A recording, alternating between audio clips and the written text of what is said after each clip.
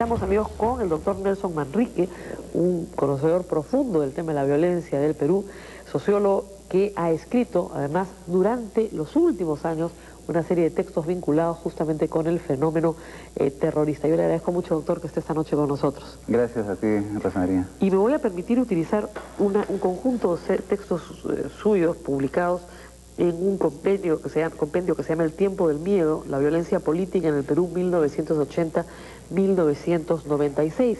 Y quería empezar justamente por un texto que usted escribió en 1995, si no me equivoco, que tiene que ver con lo que puede volver a pasar. Decía usted: las causas estructurales que permitieron la generalización de la violencia política en el país, por otra parte, no se han modificado significativamente. El caldo de cultivo sobre el cual nuevos proyectos violentistas pudieran generalizarse continúa allí. Se puede aducir que la población está cansada de la guerra y que este sentimiento es un antídoto eficaz frente a la tentación de la violencia. Tal vez sea así. Es una pretensión inútil pretender predecir el futuro, pero es factible trazar los escenarios posibles en los que los choques de las fuerzas sociales definirán el rumbo que seguirá nuestra sociedad. En ellos, desde todas las direcciones, la realidad parece dirigirse hacia un siempre creciente reforzamiento de las tendencias autoritarias. Luego citaba usted, por cierto, el caso de Alberto Fujimori. ¿Es esto cierto todavía hoy, en el 2003? Todas las causas estructurales de la violencia siguen ahí, el caldo de cultivo sigue ahí. ¿Esto puede volver a repetirse en el Perú? Las diferencias socioeconómicas que existían en los 80 continúan, la discriminación y marginación continúa,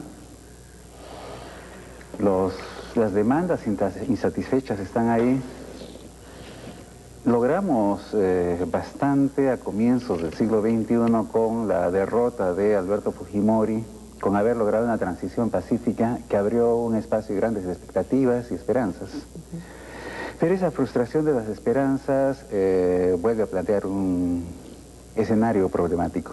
Sin embargo, usted en su mismo texto, en otro texto planteado en el año 93 en el mismo libro, señala que el crecimiento de la violencia subversiva no puede entenderse limitándose a constatar la situación de miseria de las mayorías nacionales, porque en realidad los mandos de Sendero Luminoso provienen de la clase media baja provinciana con educación universitaria y que han salido de un proceso producto, digamos, como resultado de la reforma agraria.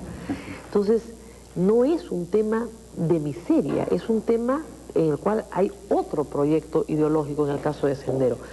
Sería bueno explicar esas diferencias. Me gustaría incorporar en el análisis algunos elementos que han salido de la investigación que ha desarrollado la Comisión de la Verdad y el informe que debe presentarse en 48 horas. Así es.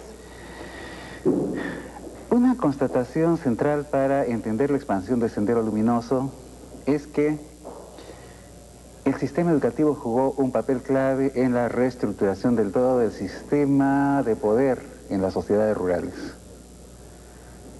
En Ayacucho y en la zona que Sendero Luminoso denomina el Comité Regional Principal, Ayacucho, Apurímac, Huancavelica, las haciendas habían entrado en crisis ya en los años 50. Entonces, los nuevos grupos de poder local que emergían surgían vinculados con el acceso a la educación. Son los grupos instruidos los que concentran los recursos, los que hacen de intermediarios con la sociedad mayor. Eso da poder y a partir de ahí comienza un proceso de acumulación en capital comercial, crecimiento en propiedades de tierras, explotación de otros campesinos. Sendero a su vez también se desarrolla a partir del sistema educativo. Es clave el control de la Facultad de Educación de la Universidad de Huamanga, el control del Colegio de Aplicación Felipe Guamán Poma de Ayala, porque se recluta a estudiantes, se incorporan a Sendero estudiantes de educación que cuando terminan van a enseñar a las universidades y hacer trabajo político. En los colegios se reclutan nuevos militantes, se hace proselitismo muy fuertemente, pero además los maestros son las personas más influyentes en la comunidad. son los intelectuales de la comunidad, su palabra pesa mucho. Es una paradoja creer que el sistema educativo, que debe ser liberador normalmente, termine siendo el que esclaviza a la gente en una propuesta de violencia. Claro, porque ¿Cómo se explica eso? Sí, siempre se habla de que la educación es la solución a todos los problemas. Que es movilización social, que implica efectivamente... Sí. Pero la experiencia de Sendero es muy importante para llamar la atención sobre que si hay cambios en el sistema educativo, sin que cambie la estructura social, la estructura de poder, el sistema educativo desarrolla un conjunto de expectativas que luego no pueden ser satisfechas, que alimentan el resentimiento, la frustración y finalmente la violencia. Claro, pero la solución no puede ser, mejor no eduquemos a la gente. Claro. ¿No? Hay que insistir en que la reforma educativa, he escuchado la intervención de Javier Descanseco y me parece una iniciativa excelente. Realmente creo que ha encontrado una línea que tiene que ser desarrollada. Pero los cambios educativos tienen que verse como parte de cambios más generales. La educación ha sido vista como un adorno durante mucho tiempo. Ser instruido era una manera de ganar estatus, prestigio social. En los años 60 fue vista como el sistema de movilidad, de ascenso social. La idea esta de que la mejor herencia que se puede dejar a un hijo es una carrera está en esa dirección. Pero precisamente la expansión del sistema educativo desde los 60 democratizó el acceso. Como lo han señalado en la conversación hace un rato, la cobertura es universal, hay una gran cobertura, la calidad es muy mala. Pero ya la educación dejó de ser el sistema a partir del cual la clase dominante formaba a sus cuadros dirigenciales. Eso se desplazó a las universidades privadas. Son muy pocas las universidades nacionales, estoy pensando en la UNI, la Universidad Agraria, que tienen una calidad, de San Marcos, claro. Ahora, el tema de la reforma agraria, ¿cómo afecta al fenómeno de la violencia? En una doble dimensión, diría.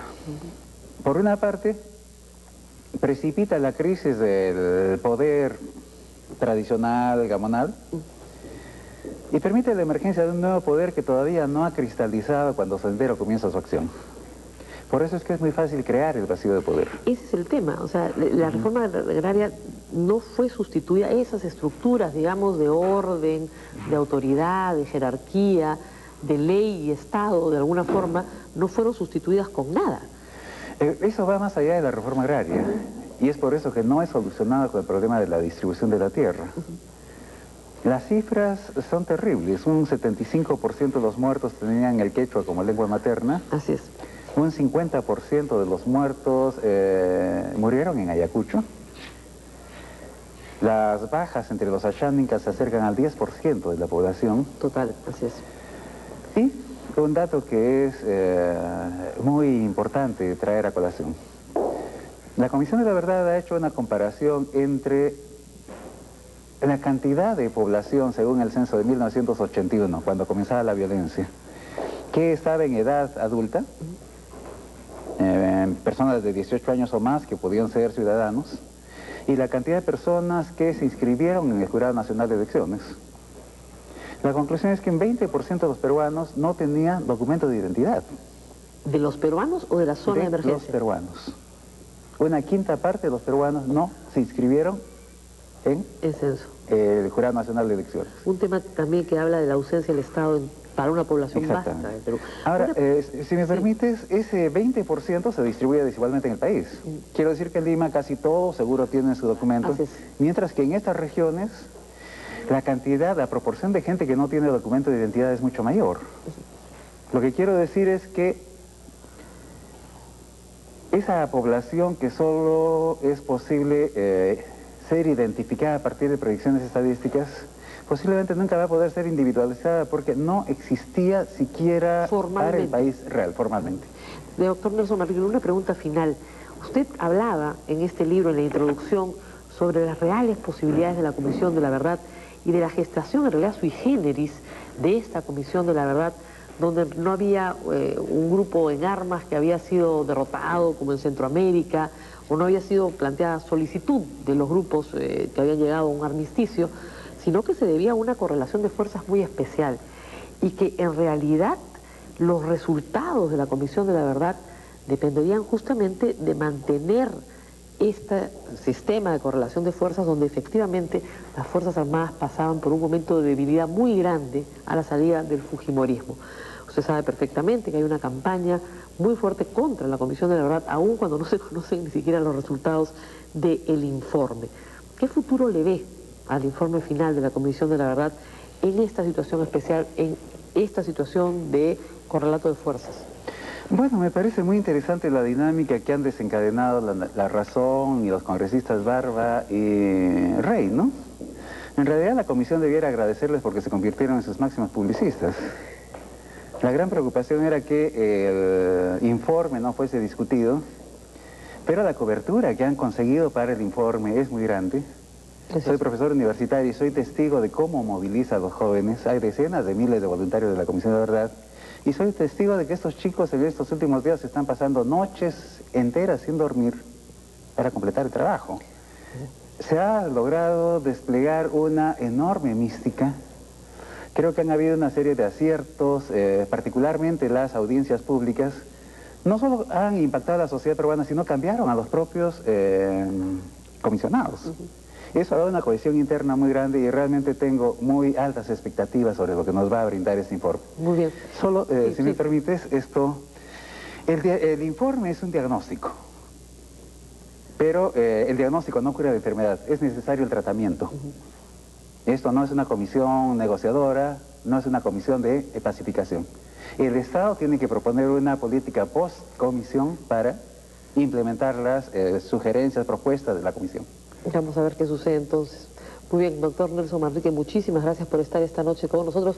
Podríamos extendernos muchísimo más en muchos de los temas tratados en sus escritos. Lamentablemente se nos acabó el tiempo. Muchas gracias. Y bueno, amigos, esto ha sido todo por hoy. Muchísimas gracias por estar con nosotros.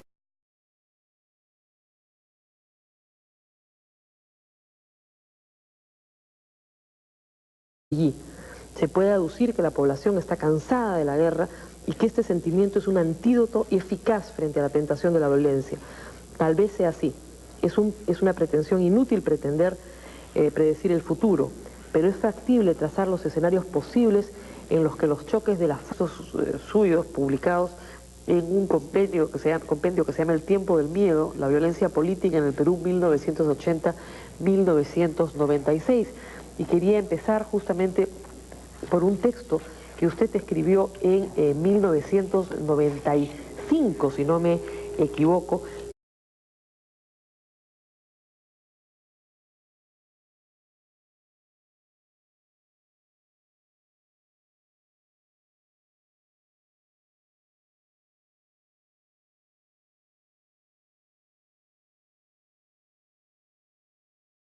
Estamos, amigos, con el doctor Nelson Manrique, un conocedor profundo del tema de la violencia del Perú, sociólogo que ha escrito, además, durante los últimos años, una serie de textos vinculados justamente con el fenómeno terrorista. Yo le agradezco mucho, doctor, que esté esta noche con nosotros. Gracias a ti, Rosa María. Y me voy a permitir utilizar un conjunto de textos que tiene que ver con lo que puede volver a pasar. Decía usted, las causas estructurales que permitieron la generalización de la violencia política en el país, por otra parte, no se han modificado significativamente. El caldo de cultivo sobre el cual nuevos proyectos violentistas pudieran generalizarse continúa ahí.